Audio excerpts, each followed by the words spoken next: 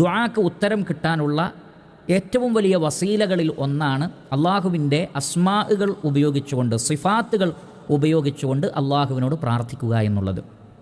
അതെങ്ങനെയാണ്? ഉദാഹരണത്തിന് നമുക്കറിയാം, അള്ളാഹു സുബ്ഹാനഹു വ തആലയുടെ ഒരു ഇസ്മാണ് ഗഫൂറുൻ. അള്ളാഹു പാപങ്ങൾ പൊറുക്കുന്നവനാണ്. അപ്പോൾ പാപമോചനം തേടുമ്പോൾ നമ്മൾ എങ്ങനെയാണ് പ്രാർത്ഥിക്കേണ്ടത്? അല്ലാഹുമ്മ ഗഫിർലി, അള്ളാഹുവേ നീ എനിക്ക് പുറത്തു തരണമേ എന്ന് പറഞ്ഞ് അവസാനിപ്പിക്കാതെ ഇന്നക അൻതൽ ഗഫൂറുർ റഹീം, നീ പാപങ്ങൾ പൊറുക്കുന്നവനും കാരുണ്യവാനുമാണല്ലോ. അവിടെ നമ്മൾ പറയുകയാണ്, അള്ളാഹുവേ നീ ഗഫൂറാണ്, നീ പാപങ്ങൾ പൊറുക്കുന്നവനാണ്, അതുകൊണ്ട് നീ എനിക്ക് പുറത്തു തരണമേ.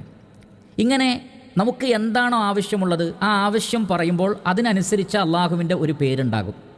ആ പേര് അതിനോട് ചേർത്ത് പറഞ്ഞുകൊണ്ട് ഗഫൂറായ അള്ളാഹുവേ. ഇനി നമുക്ക് റഹ്മത്താണ് ലഭിക്കേണ്ടതെങ്കിൽ, അയ്യൂബ് അലൈഹി സ്വലാത്തു വസ്സലാം രോഗം മാറാൻ വേണ്ടി പ്രാർത്ഥിച്ചപ്പോൾ അങ്ങനെയല്ലേ പറഞ്ഞത്? അന്നീ മസ്സനി അദുറു, എനിക്ക് രോഗം ബാധിച്ചിട്ടുണ്ട്, വ അൻത അർഹമുർ റാഹിമീൻ, നീ അങ്ങേയറ്റം റഹ്മാനാണ്, കാരുണ്യം കാണിക്കുന്നവരിൽ അങ്ങേയറ്റം കാരുണ്യം കാണിക്കുന്നവനാണ് എന്ന് പറഞ്ഞുകൊണ്ടല്ലേ പ്രാർത്ഥിച്ചത്. അതേപോലെ തന്നെ ആദം അലൈഹി സ്വലാത്തു വസ്സലാമക്ക് അള്ളാഹുവിൻ്റെ കാരുണ്യം ആവശ്യമായി വന്ന സന്ദർഭത്തിൽ, മഗ്ഫിറത്ത് പാപമോചനം ആവശ്യമായി വന്ന സന്ദർഭത്തിൽ ആദം അലൈഹി സ്വലാത്തു വസ്സലാം പ്രാർത്ഥിച്ചത് എന്താണ്? റബ്ബനാ ളലംനാ അൻഫുസനാ വ ഇല്ലം തഗ്ഫിർ ലനാ വ തർഹംനാ ലനകൂനന്ന മിനൽ ഖാസിരീൻ.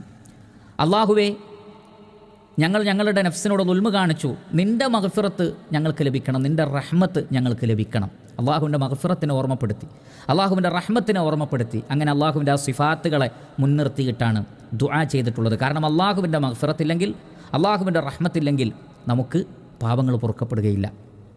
അതേപോലെ തന്നെ നമുക്ക് ശത്രുക്കൾക്കെതിരിൽ ഒരു സഹായം ചോദിച്ചുകൊണ്ടാണ് ദുആ ചെയ്യുന്നതെങ്കിൽ, അള്ളാഹുവേ നീ അസീസാണ്, പ്രതാപമുള്ളവനാണ്, നീ ഉദ്ദേശിക്കുന്നവരെ നീ തോൽപ്പിക്കുന്നു, അള്ളാഹുവിൻ്റെ അസീസ് എന്നുള്ള ആ പേരിനെ മുൻനിർത്തി നമുക്ക് ചോദിക്കാം. അതേപോലെ തന്നെ നമ്മുടെ വിഷമങ്ങളും സങ്കടങ്ങളും അള്ളാഹുവിനെ അറിയിക്കാനാണ് നമ്മൾ ഉദ്ദേശിക്കുന്നതെങ്കിൽ, അള്ളാഹുവേ നീ അലീമാണ്, എല്ലാം അറിയുന്നവനാണ്, നീ എല്ലാം കേൾക്കുന്നവനാണ്, സമീആണ്, നീ എല്ലാം കാണുന്നവനാണ്, നീ ബസീറാണ്, യാ ഹയ്യു യാ ഖയ്യൂം എന്നൊന്നും ജീവിച്ചിരിക്കുന്നവനെ, എല്ലാം നിയന്ത്രിക്കുന്നവനെ.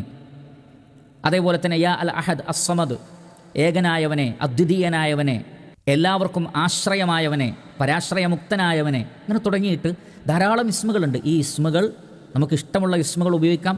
പക്ഷേ പറയുന്ന വിഷയത്തോട് യോജിക്കുന്ന ഇസ്മുകളാണെങ്കിൽ അതാണ് കൂടുതൽ ഖൈർ. ആ ഇസ്മുകൾ ഉപയോഗിച്ചുകൊണ്ട് അള്ളാഹുവിനോട് ദുആ ചെയ്യുമ്പോൾ പ്രിയപ്പെട്ടവരെ, ആ ദുആക്ക് കൂടുതൽ ഉത്തരം ലഭിക്കാനുള്ള സാധ്യതയുണ്ട്.